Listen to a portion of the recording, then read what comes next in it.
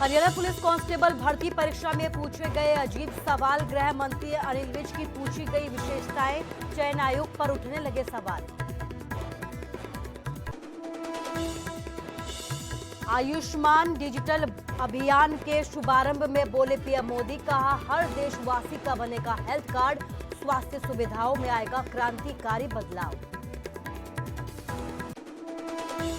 नए संसद भवन को बनाने वाले होंगे सम्मानित। सेंट्रल विस्टा में बनेगा डिजिटल संग्रहालय, श्रमिकों को मिलेगा उनकी भागीदारी का सर्टिफिकेट। गुरुग्राम में 10 वर्षीय मासूम से छेड़छाड़, धर्म प्रचारक पर लगे आरोप, लोगों ने मौके से पकड़कर पुलिस को सौंपा।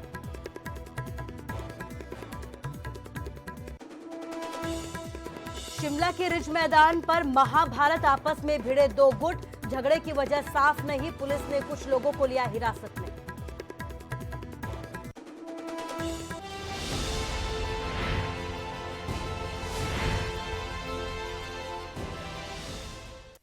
नमस्कार, स्वागत है आपका न्यूज 18 पंजाब हरियाणा हिमाचल में और मैं हूं आपके साथ कुसुम रावत। 3 कृषि कानूनों के विरोध में बुलाए गए भारत बंद का असर देश भर में मिला जुला देखने को मिला। उत्तर भारत में कई ट्रेनें प्रभावित हुई तो कहीं जबरन दुकानों को बंद करवा दिया गया।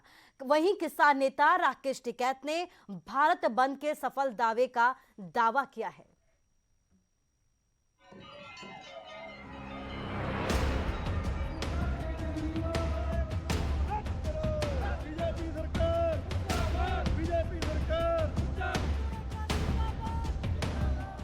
कृषि कानूनों के विरोध में किसान फिर सड़कों पर उतरे।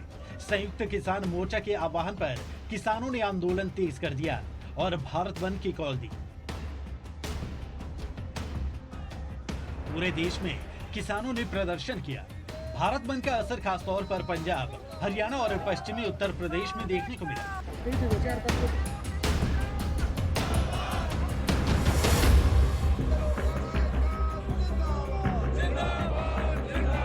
प्रदर्शनकारी किसानों ने राजमार्गों और प्रमुख सड़कों को अवरुद्ध कर दिया। कई स्थानों पर वो रेल की पटरियों पर भी बैठ गए, जिससे रेल यातायात प्रभावित हुआ।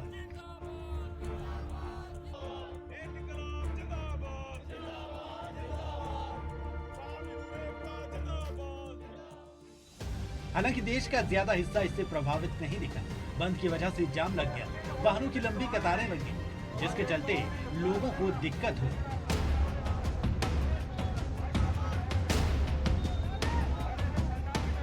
पूरे भारत में किसानों ने बंद का ऐलान किया है। अलग अलग राज्यों में तस्वीर कुछ अलग अलग नजर आ रही है। कहीं नेशनल हाईवे जाम है, कहीं रेलवे ट्रैक जाम किया गया है, कहीं स्टेट हाईवे जाम किया गया है। बंद का ज्यादातर असर गुरुग्राम, गाजियाबाद और नोएडा समेत दिल्ली एनसीआर में दिखा, जहां से रोजाना हजारों लोग काम के सिलसिले में सीमा पार करते हैं।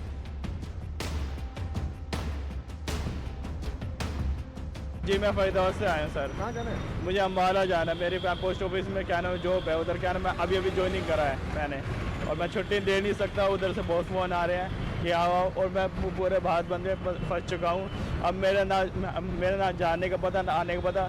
मैं इस शहर में नया हूँ, बताओ मैं सर मैं कैसे करूँगा बताओ। मानेसर से आए हैं, हिमाचल प्रदेश से आना है। हिमाचल जाना है तो कितनी परेशानी हो रही है यहाँ पे बसें ना चलना? बहुत परेशानी हो रही है, बीच में ही रोक दिया इन्होंने। यहाँ पे हालात बहुत खराब है सर, लोगों को भी फालतू में परेशान किया जा रहा है। वहीं किसान नेता राकेश टिकैत का दावा है कि उनका ये आंदोलन सफल रहा। कि लोग निकल जाए, उनके काम भी ना छूटे। और सील बंद भारत बंद नहीं करा, लोगों को आना जाना भी देने की छूट देनी चाहिए। तो ऐसा प्रशासन ने गाइडलाइन जारी कर दी थी लोगों को, लेकिन फिर भी लोग जाम में फंसे। इसके बारे में कुछ बताइए, क्या ऐसी प्लानिंग तो नहीं है दिखाने के लिए? दिखाने की प्लानिंग है। सब लोग समर्थक थे, उनके जो समर्थक लोग हैं वे गाड़ी लेकर गए, हम जाम में फंसे रहे। जो लोग थे सबको पता था, वे लोग नहीं आए। भाई क्या रणनीति रहेगी आगे चल के? क्या आगे की क्या पता क्या होगा भाई, आगे का क्या पता क्या होगा। बीजेपी सरकार। देश भर में किसानों के प्रदर्शन का मिला जुला असर देखने को मिला, लेकिन पंजाब और हरियाणा बंद से ज्यादा प्रभावित हुए। हालांकि किसानों का ये प्रदर्शन शांतिपूर्ण रहा, लेकिन कहीं कहीं छुटपुट बहस देखने को जरूर मिली। Bureau report, news 18।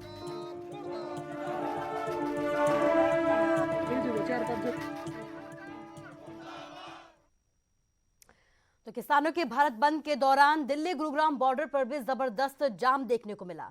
बॉर्डर पर पुलिस की सख्ती के बाद लंबा जाम लग गया। दिल्ली नोएडा का बॉर्डर का भी यहां पर ऐसा ही हाल नजर आया।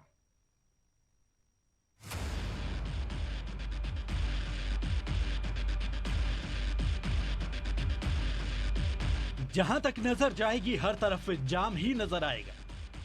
हम आपको दो तस्वीरें दिखा रहे हैं, एक तरफ दिल्ली गुरुग्राम बॉर्डर तो दूसरी तरफ दिल्ली नोएडा बॉर्डर।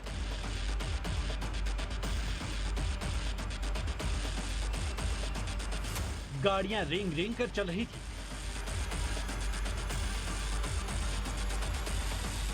जहां तहां लोग जाम में फंसे थे। किसानों के भारत बंद का ही असर था कि दिल्ली गुरुग्राम और दिल्ली नोएडा बॉर्डर पर लंबा जाम लग गया।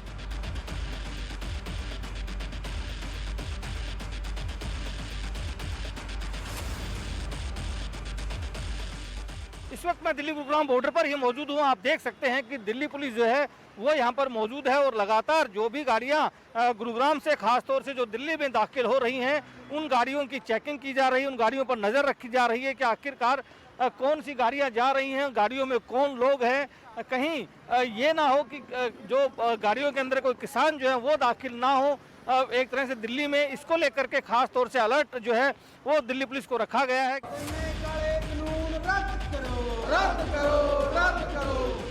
एक तरफ किसानों का भारत बंद था तो दूसरी तरफ दिल्ली के तमाम बॉर्डर पर पुलिस का सख्त पहरा था। चप्पे चप्पे पर पुलिस मुस्तैद थी।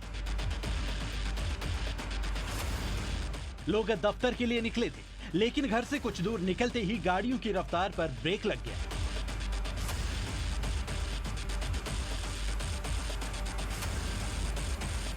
हालांकि बॉर्डर पर पुलिस की यह सख्ती किसानों को दिल्ली में दाखिल होने से रोकना था। हालांकि अगर हम बात करें तो जो दिल्ली से हरियाणा के जो बॉर्डर सटे हुए हैं, खासतौर से बहादुरगढ़ और सोनीपत के जो बॉर्डर हैं वहां पर एक तरह से लगातार किसान धरने पर बैठे हैं और इसीलिए वो बॉर्डर बंद हैं। लेकिन दिल्ली गुरुग्राम बॉर्डर के ऊपर बहुत ज़्यादा दिक्कत इस पूरे आंदोलन के दौरान हुई नहीं है और अभी आगे भी कोई दिक्कत ना हो उसी के मद्देनज़र दिल्ली पुलिस जो है वो अलर्ट के ऊपर है और इस बॉर्डर के ऊपर भी सख्ती को की गई है ताकि कोई भी किसान जो है वो दिल्ली में दाखिल ना हो सके। शहर शहर किसानों के भारत बंद का असर देखने को मिला। बाजारों में सन्नाटा पसरा था तो हाईवे पर रास्ता रोककर किसान डटे हुए थे, लेकिन इस बंद से लोगों को भी परेशानियों का सामना करना पड़ा। धर्मवीर शर्मा, न्यूज़ 18, गुरुग्राम। भारत बंद को लेकर जहां कांग्रेस बीजेपी पर हमलावर है तो वहीं बीजेपी नेता भी कांग्रेस को जमकर घेर रहे हैं। ये जो भारत बंद है, जितनी मोदी विरोधी भाजपा विरोधी पार्टियां हैं उनकी प्लानिंग है और किसानों को आंदोलन करते हुए करीब 10 महीने हो गए हैं, लेकिन ये सरकार ऐसी है जो पूरी तरह से उनकी अनदेखी कर रही है। कांग्रेस किसान मजदूर आमजन की पार्टी है और हम पूरी तरह से किसानों के समर्थन में भारत बंद में हम पूरी तरह से सम्मिलित हैं, ये मैं कहना चाहती हूँ। सरकार जो है उसको तुरंत जो है हल निकालना चाहिए। जो तीनों काले कानून जो पास करे हैं और जो चौथा कानून भी हरियाणा ने पास करा है, इनको रद्द करना चाहिए। और उधर चौधरी बीरेंद्र सिंह को ये लगता है कि अब सरकार और किसानों को बैठकर बातचीत करनी चाहिए, क्योंकि जो आंदोलन 10 महीने से चल रहा है उसमें कोई बात तो होगी। देखिए,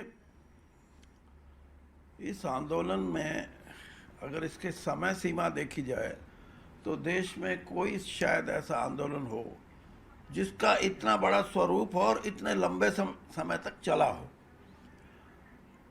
और दूसरी बात जो मैं हमेशा कहता हूँ कि इस आंदोलन की सबसे बड़ी विशेषता ये रही है कि ये प्राय शांति प्रिय रहा, यानी इसमें सरकार की तरफ से भी कोई उत्तेजनात्मक काम नहीं हुए। ये भी सरकारों के हथकंडे होते हैं अलग अलग, और ना ही किसानों ने अपनी तरफ से कभी कोई वायलेंस की बात सोची। तो ऐसी परिस्थिति में हमारा और समाज का जो प्रबुद्ध वर्ग है वो ये सोचता है कि अब सरकार को और किसान को बैठ के संवाद शुरू करना चाहिए। हरियाणा पुलिस भर्ती परीक्षा में पूछे गए अजीब सवाल अब चर्चा के विषय बन गए हैं। जहां परीक्षा में सामान्य ज्ञान के सवाल होने चाहिए थे, उसकी जगह सूबे के गृह मंत्री अनिल विज की विशेषताएं पूछी गई हैं। प्रश्न पत्र को देखकर यह समझ पाना मुश्किल लग रहा था कि परीक्षा में पूछे गए सवाल इंस्पेक्टर की भर्ती के लिए थे या फिर बीजेपी की सदस्यता के लिए।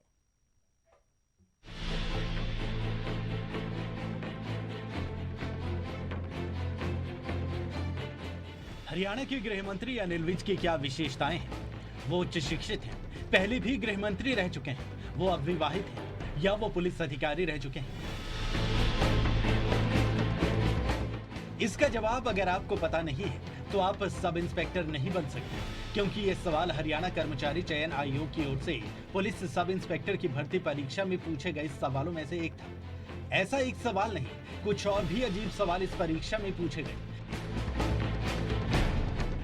यहां तक कि हरियाणा कर्मचारी चयन आयोग के अध्यक्ष भोपाल सिंह खादरी के नाम में खादरी का अभिप्राय क्या है, इस तरह का सवाल भी सब इंस्पेक्टर की भर्ती परीक्षा में था। इस सवाल के विकल्प दिए गए थे कि खादरी जातीय समुदाय का नाम है या गोत्र का नाम है। इस प्रकार के सवालों का आखिर भर्ती परीक्षा से क्या संबंध है? इसका जवाब तो चयन आयोग के पास ही होगा। जिस परीक्षा में सामान्य ज्ञान से जुड़े सवाल होने चाहिए, वहां इस तरह के सवाल पूछे जाना तो वाजिब नहीं लगता। उधर सोशल मीडिया पर भी ये सवाल खूब ट्रोल हो रहे हैं। लोग तरह तरह के कमेंट कर रहे हैं और चयन आयोग पर सवाल खड़े कर रहे हैं। Bureau report, news 18 Haryana.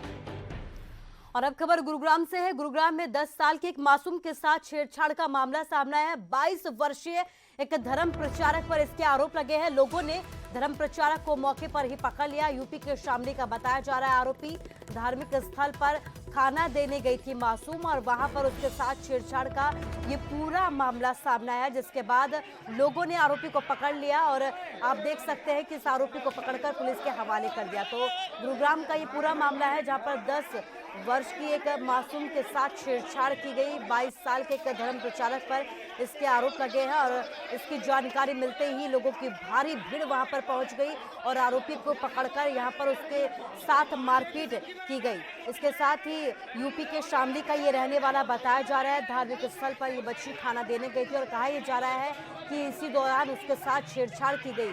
जानकारी मिलते ही लोग वहां पर पहुंच गए और लोगों की भीड़ आप देख सकते हैं कि यहाँ पर इस धर्म प्रचारक की जमकर धुनाई कर दी गई। तस्वीरें आपको दिखा रहे हैं, गुरुग्राम की ये तस्वीरें हैं जहां पर लोगों ने जमकर बवाल काटा, जमकर इसकी पिटाई की। गुरुग्राम की तस्वीरें हैं जहां पर एक 10 साल की मासूम के साथ छेड़छाड़ हुई और छेड़छाड़ के बाद आप देख सकते हैं कि किस तरीके से इस धर्म प्रचारक को लोगों ने मौके से दबोच लिया और यहाँ पर उसकी जमकर धुनाई कर दी। तस्वीरें आपको दिखा रहे हैं गुरुग्राम की, ये पूरी तस्वीरें हैं।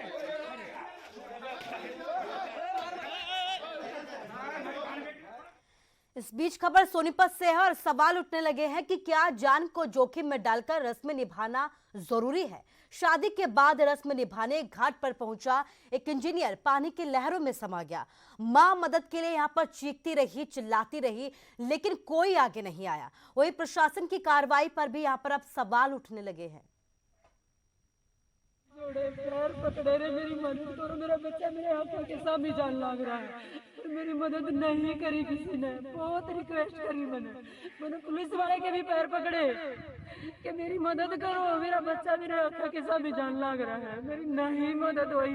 कागज कार्रवाई ऐसी तैसी जाएगी क्या? कागज कार्रवाई में ये कागज कार्रवाई मेरे बच्चे को लाएगी क्या? ये एक माँ का गुस्सा है। आंखों के सामने पानी की इन्हीं लहरों में कलेजे का टुकड़ा गुमशुदा हो गया। महिला मदद के लिए चीखती रही कि कोई उसके लाल को बचा ले, लेकिन खाकी वर्दी भी कागजी कार्यवाही में उलझी रही। सरकार क्या अंधी हो रही है? क्या प्रशासन मर गया? एक नेता का अगर कोई बच्चा मर जाए तो उसके पीछे ये दुम दबा कर भाग लेते हैं। ये मेरा बच्चा है, उसके लिए इन्हें सुनाई नहीं दिया क्या? अंधे हैं, बहरे हैं। पूरा मामला सोनीपत का है, जहां शादी के बाद रस्म निभाने आए इंफोसिस के कर्मचारी संदीप पत्नी और परिवार के साथ में मारपुर घाट पहुंचे, लेकिन पैर फिसलने से वो पानी में बह गए। संदीप को कंपनी की तरफ से कनाडा जाना था, उससे पहले ही घर परिवार में मातम पसर गया। ये एक रिचुअल है बेसिकली यहाँ के लोगों का, ठीक है। मान्यता है कि शादी के बाद आपको यहाँ पे जोड़े को नहला के लाना होता है। तो हम लोग अभी बाहर जाने का कुछ प्लान कर रहे थे, तो इसलिए हम लोग नहाने आए थे। ये भी है कि जी मंडे को आपको कनाडा जाना था? हाँ जी बिल्कुल। क्या करते थे जी आपके इसमें? इंफोसिस में। हादसे की खबर के बाद पुलिस तो मौके पर जरूर पहुंची, लेकिन तब तक काफी देर हो चुकी थी। क्या जरूरी है चलाना? ये इस घाट को बंद कर दो। उम्मीदगढ़ गांव का है एक संदीप गौतम। सुबह ये सूचना आई थी, मैं अपने परिवार के साथ यहाँ नहाने के लिए आया था मारपुर घाट पर, जो धार्मिक मान्यता है उस हिसाब से। तो ये इसका पाँव फिसल गया, उसमें डूब गई। उसके बाद तो पहले भी टीम मारी हुई यहीं थी, उसके बाद हम भी आ गए थे मौके पे। सोनीपत के गांव उम्मीदगढ़ के रहने वाले संदीप के परिवार ने कभी सपने में भी नहीं सोचा था कि शादी के बाद रस्म निभाने घाट पर जाना उनको इतना महंगा पड़ेगा। लेकिन सवाल है कि जिस घाट पर आए दिन हादसे होते हैं, वहां प्रशासन क्यों कुंभकर्णी नींद सोया हुआ है। सोनीपत से नितिन अंतिल, न्यूज़ 18। और अब खबर शिमला से है, जहां पर रिज मैदान पर दो गुट आपस में भिड़ गए। झगड़े की वजह तो साफ नहीं हो पाई, लेकिन दोनों गुटों में जमकर यहां पर काफी देर तक लात घूंसे चलते रहे। काफी देर बाद पुलिस मौके पर पहुंची और झगड़ा कर रहे दोनों युवकों को साथ ले गई। तो शिमला की तस्वीरें हैं, रिज मैदान की तस्वीरें हैं। आप देख सकते हैं कि यहाँ पर किस तरीके से ये दोनों गुट आपस में भिड़ते हुए नजर आए। कहा पहले तक झगड़े की वजह साफ नहीं हो पाई, लेकिन उसके कुछ देर बाद ये जानकारी मिले कि दोनों गुटों में यहाँ पर एक लड़की की वजह से मारपीट हुई, यहाँ पर एक लड़की की वजह से झगड़ा हुआ, लड़की की वजह से ही यहाँ पर दोनों गुट आपस में भिड़ गए। तस्वीरें आपको दिखा रहे हैं, रिज मैदान की तस्वीरें हैं, कल देर शाम की तस्वीरें हैं, जहां पर आप देख सकते हैं कि दो गुटों में आपस में लड़ाई हो जाती है।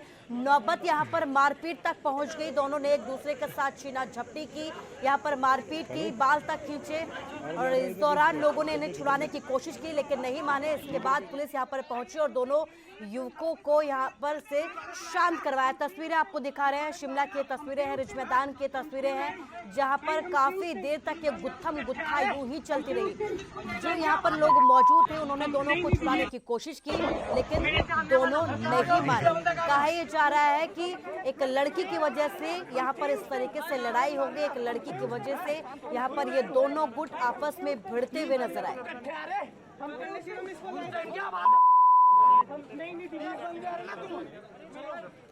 जब हम लड़े हम इससे पूछते एक सेकंड जूता तो डाल।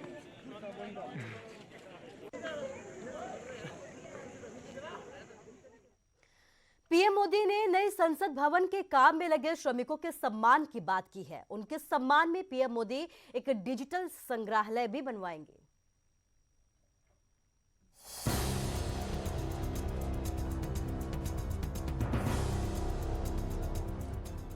पीएम नरेंद्र मोदी गरीबों और वंचितों के हक और सम्मान की बात सिर्फ अपने भाषणों में ही नहीं करते, बल्कि उन्हें हक दिलाने के लिए हमेशा जमीन पर काम भी करते हैं। इस बार पीएम मोदी ने नए संसद भवन बनाने का काम कर रहे उन श्रमिकों को सम्मान देने की बात की है, जो उनका हक भी है। पीएम मोदी ने नए संसद भवन बनाने वाले श्रमिकों के लिए डिजिटल संग्रहालय बनाने को कहा है। इस संग्रहालय में श्रमिकों की तस्वीर के साथ उनकी निजी जानकारी दी जाएगी। श्रमिकों को उनकी भागीदारी के लिए प्रमाण पत्र देने की बात भी पीएम ने की है।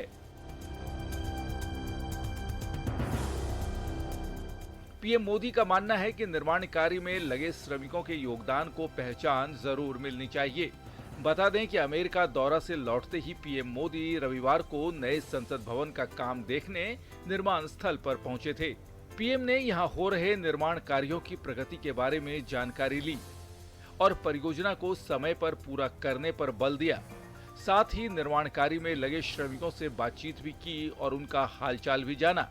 यहाँ उन्होंने श्रमिकों से जोर देकर कहा कि वो एक पवित्र और ऐतिहासिक कार्य कर रहे हैं। Bureau report, news 18 network.